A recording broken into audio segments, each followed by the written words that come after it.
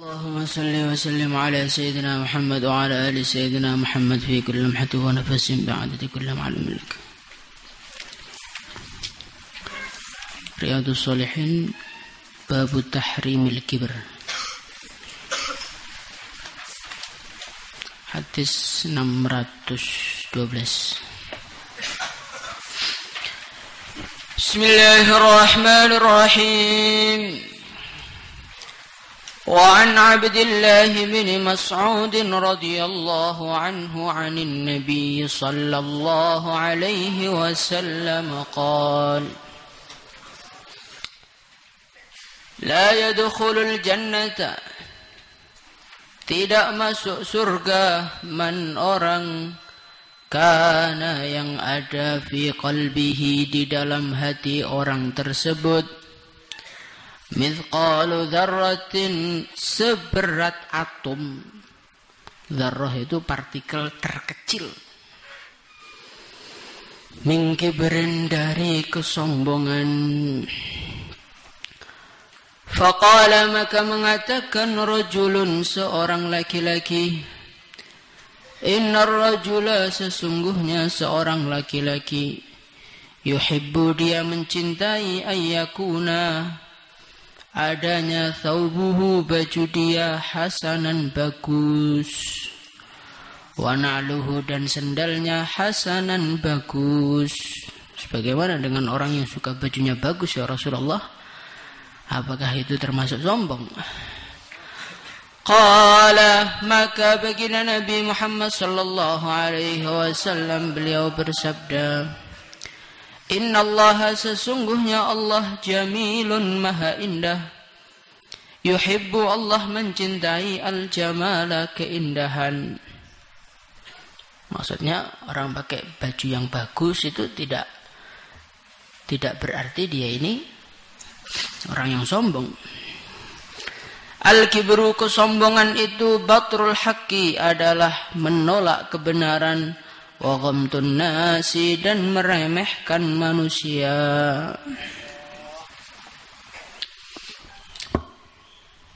Rasulullah sallallahu alaihi wasallam, beliau menyampaikan kepada kita satu perkara yang sangat-sangat penting untuk kita perhatikan. Beliau bersabda, la yadkhulul jannah, tidak masuk surga. Tidak masuk surga loh, Kang. Maksudnya tidak masuk surga itu ya, umpamanya masuk itu ya rombongan paling belakang.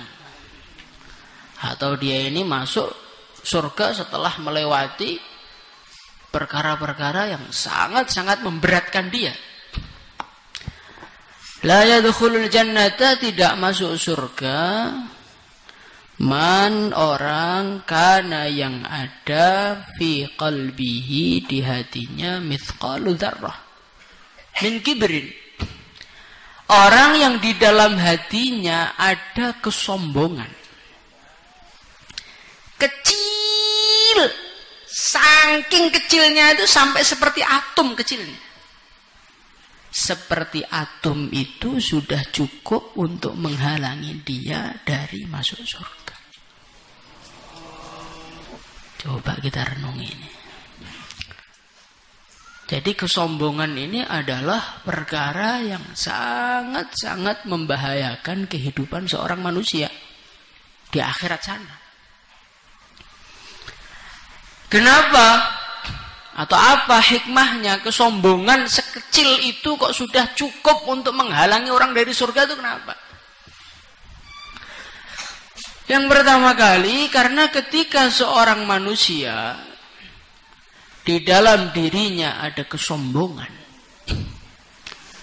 maka dia tidak akan pernah mampu untuk melakukan penyebab masuk surga yang terbesar. Apa penyebab masuk surga yang terbesar? Husnul khuluq. Nanti kalau kita baca di dalam hadis-hadis yang mengenai pentingnya akhlak yang baik, maka kita akan menemukan di situ bahwasannya Penyebab terbesar orang itu masuk surga itu karena akhlak yang baik. Dan semua akhlak yang baik tidak akan pernah bisa dilakukan oleh orang yang di dalam hatinya ada kesombongan. Di antara akhlak yang baik adalah ketemu orang Islam mengucapkan salam. Al-badi'u bis-salam bari'um minal kibr. Orang yang memulai salam dia akan selamat dari penyakit kesombongan. Akhlak yang baik. Tapi ketika di dalam hati kita ini ada rasa kiber, rasa sombong, rasa merasa lebih baik daripada orang lain. Itu ketemu orang mulai salam dulu tuh gengsi. Saya kan kelasnya lebih tinggi, Pak. Gengsi dong kalau saya mulai salam dulu. Menyapa dulu gengsi saya. Rasulullah sallallahu alaihi wasallam beliau bersabda, la tahqiranna minal ma'rufi syai'a walau an talqa akhaka biwajhin talaq. Jangan pernah meremehkan kebaikan walaupun kebaikan itu berupa berjumpa dengan saudara muslimnya dengan keadaan wajah yang berseri-seri. Wajah yang berseri-seri itu kan mudah, ya gak? Mudah, ringan, murah, nggak perlu biaya. Tetapi ini berat, dilakukan oleh orang yang sombong berat. Nanti kalau saya senyum duluan, Pak, saya dianggap seperti orang murahan, seperti orang yang nggak punya harga diri. Maka saya harus jual mahal. Gayanya diam dengan pandangan tatapan yang berwibawa. Neraka, Kang, neraka. Semua akhlak yang baik nggak akan bisa diwujudkan oleh orang-orang yang di dalam hatinya ada kesombongan. La yu'minu ahadukum hatta yuhibba li akhihi ma yuhibbu li nafsihi. Baginda Nabi beliau bersabda, seorang manusia tidak akan sempurna imannya sebelum dia ini mencintai untuk saudaranya apa yang dia cintai untuk dirinya. Kalau dia senang dimuliakan, maka dia harus senang saudara muslimnya dimuliakan. Kalau dia ingin menjadi santri yang paling pintar, maka dia juga harus ingin saudara muslimnya bisa menjadi orang paling pintar. Dan ini nggak bisa dilakukan oleh orang yang sombong. Karena orang itu kalau dalam hatinya ada kesombongan, merasa lebih baik dari orang lain, dia tidak akan pernah ingin orang yang menyaingi dia ataupun mengungguli dia. Maka hadis ini nggak akan bisa diamalkan. Maka sombong itu perkara yang sangat-sangat menghalangi orang masuk surga karena semua akhlak nggak bisa dia wujudkan dan semua akhlak buruk akan dia lakukan. Dia akan iri kepada orang lain, dia akan menggunjing orang lain, dia akan menjelek-jelekkan orang lain karena menurut dia dengan tanpa menjelekkan orang lain nanti orang lain bisa setara dengan dia. Maka saya berusaha orang lain harus di bawah saya, harus serendah mungkin. Ada orang yang dimuliakan melebihi saya atau setara dengan saya. Saya adalah yang terbaik. Saya adalah yang terhebat. Tahu orang pertama sombong, qala ana khairum min. Itulah gurunya orang sombong. Jadi kalau dalam hati kita ini ada sebiji darah dari kesombongan saja, ya wajar kalau nggak bisa masuk surga karena nggak akan bisa amal dengan baik. Itu yang pertama. Kemudian yang kedua, seorang manusia itu kalau dia sombong, maka dia ini berarti telah melakukan, merebut sesuatu yang hanya boleh bagi Allah. Allah Subhanahu wa ta'ala berfirman di dalam hadis qudsi. Allah menyampaikan wal kibriya uridai. Kesombongan itu adalah selendangku, kata Allah. Jadi yang boleh sombong di alam semesta hanya satu. Siapa itu? Allah Subhanahu wa ta'ala. Karena dialah yang mempunyai segalanya. Yang maha hebat dengan sebenarnya, yang maha tahu dengan sebenarnya, yang maha kuat dengan sebenarnya, yang maha mulia dengan sebenarnya. Siapa? Allah. Maka yang berhak sombong siapa? Allah. faman naza'ani fihi ma 'adzabtuhu. Maka siapa yang berani-berani berdebat, menarik, mengambil kesombongan itu dari aku akan menyiksa dia. Jadi orang sombong itu ibaratnya seperti seorang raja yang dia sedang memakai mahkotanya. Kemudian kita datang, kita rebut mahkota itu dan kita pakai di kepala kita dan kita muter-muter di kota. Saya adalah raja yang terbaru. Kira-kira orang seperti ini layak dihajar apa tidak? Layak dihilangkan dari muka bumi. Begitu juga ketika seorang manusia di dalam hidupnya ini ada rasa sombong. Ada rasa kesombongan walaupun sebiji dzarrah, artinya dia ini telah mencoba-coba mengambil alih sesuatu yang hanya boleh bagi Allah. Lah orang kok berani-berani dengan pencipta alam semesta yang menciptakan langit, menciptakan bumi. Ya maka sangat layak dia ini tidak masuk surga. Maka bagaimana kita ini usaha untuk menghilangkan sifat sombong. Insyaallah ya. Sombong itu apa tahu sombong itu? Sombong itu adalah merasa diri kita ini lebih baik dari orang lain. Selagi di dalam hati kita masih ada rasa saya lebih baik dari orang lain, maka kita ini masih dikategorikan sebagai orang sombong dan tawadhu tidak akan pernah kita miliki derajatnya. Suatu ketika seorang sahabat ditanya, "Hal arafta mat tawadhu?" Mat tawadhu, apakah engkau tahu apakah arti dari tawadhu? Maka beliau mengatakan, "At-tawadhu an takhruja min baitika." Engkau keluar dari rumah kamu, walaqaital muslimin, dan engkau berjumpa dengan orang Islam, wa ra'aita lahu fadlan 'alaik, dan engkau merasa orang tersebut lebih baik daripada saya. Jadi kalau ada di muka bumi ini seorang saja yang menurutmu lebih rendah dibandingkan kita, maka saat itu derajat tawadhu diangkat oleh Allah, derajat sombong, kok derajat sombong? Sifat sombong dimasukkan di dalam hati kita. Berarti kalau kita pikir-pikir, kita ini termasuk orang sombong, Pak. Nggak usah dipikir, itu sudah jelas itu. Nggak usah dipikir, itu adalah sudah suatu perkara yang telah menancap di dalam hati kita yang harus segera kita hilangkan. Nah, bagaimana cara menghilangkannya? Ya kita harus melihat dulu kapankah orang itu bisa sombong.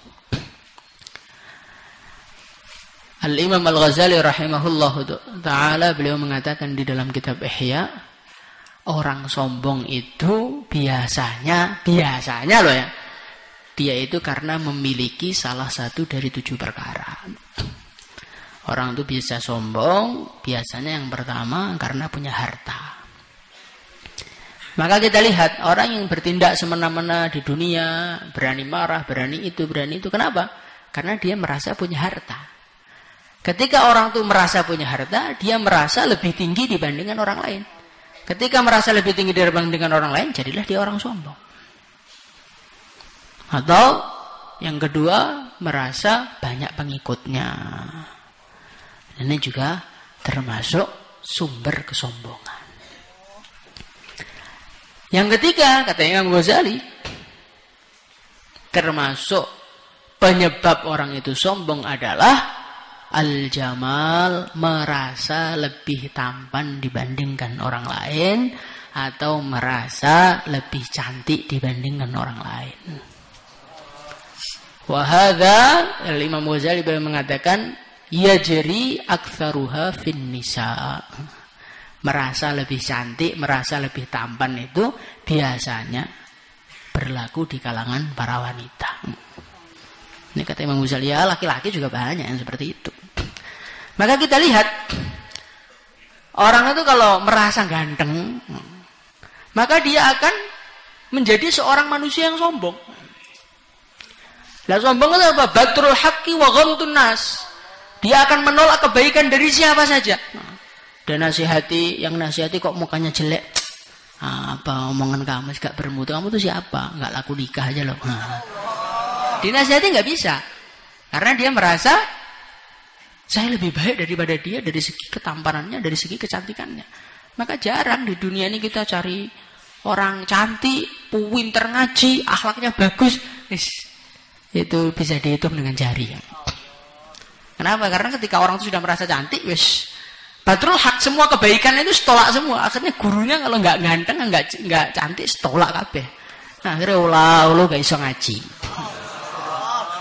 Tapi kalau yang jelek-jelek itu biasanya pinter-pinter. Kamu cari yang jelek aja.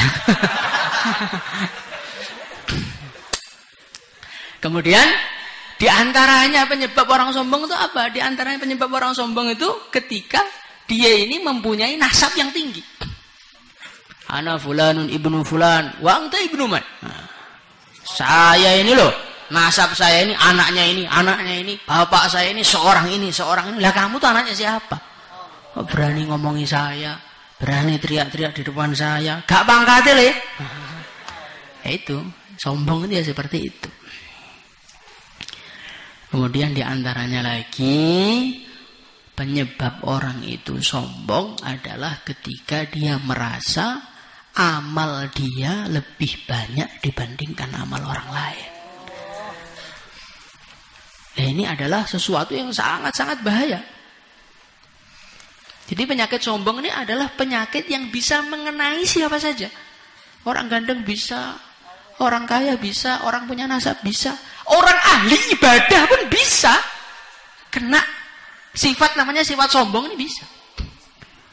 Orang yang sudah dakwah lama, orang yang tukang istighosah, orang yang tukang sholat malam.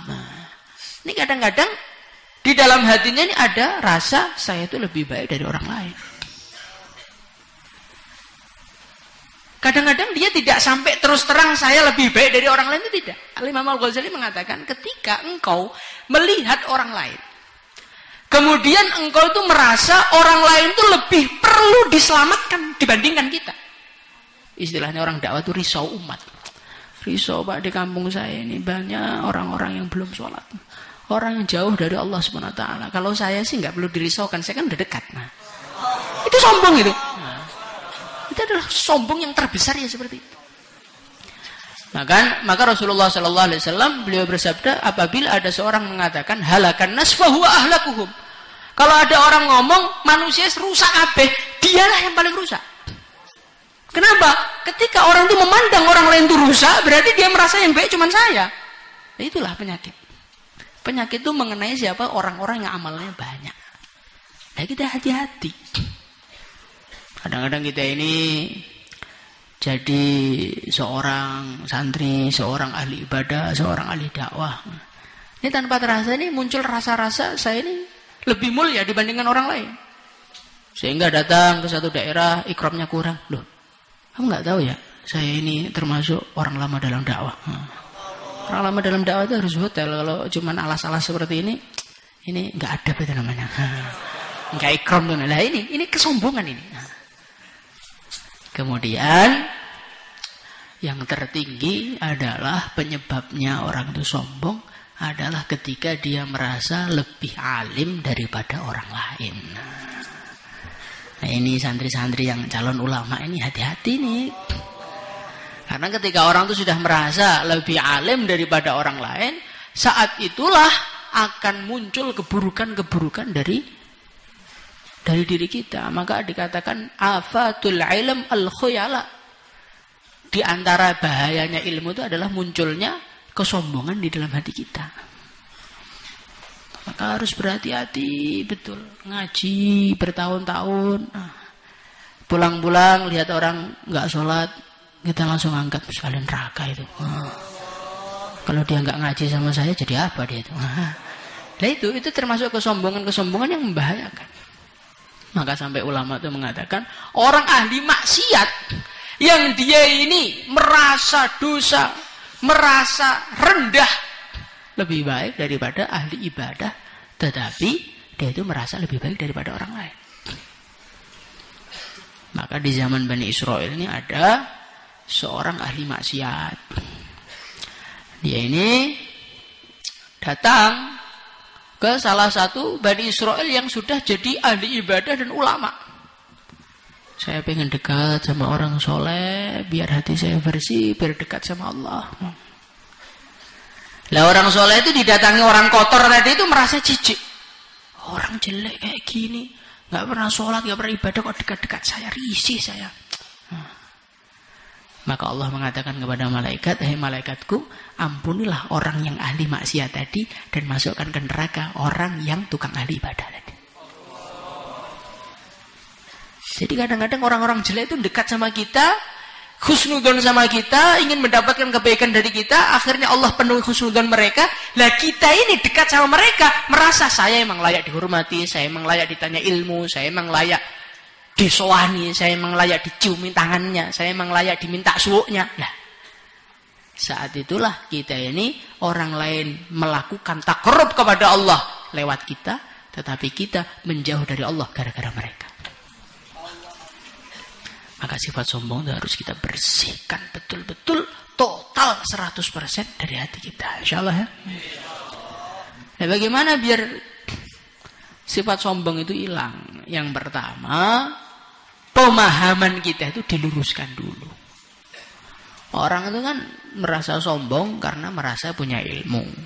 Merasa sombong karena merasa amalnya banyak. Merasa sombong karena nasabnya tinggi. Merasa sombong karena dia punya kekuatan di atas orang lain. Merasa sombong karena dia lebih tampan atau lebih cantik dari orang lain. Merasa sombong karena pengikutnya lebih banyak. Merasa sombong karena apa lagi itu? Nah, itu dia. Nah, maka rasakan di dalam hati semua yang kita sombongkan itu bukan milik kita. Milik siapa? Allah. Milik Allah Subhanahu wa taala. Kita ini siapa toh? Kita ini hanyalah setetes air mani, mani yang menjijikkan. Warnanya budek, gilani, itulah kita.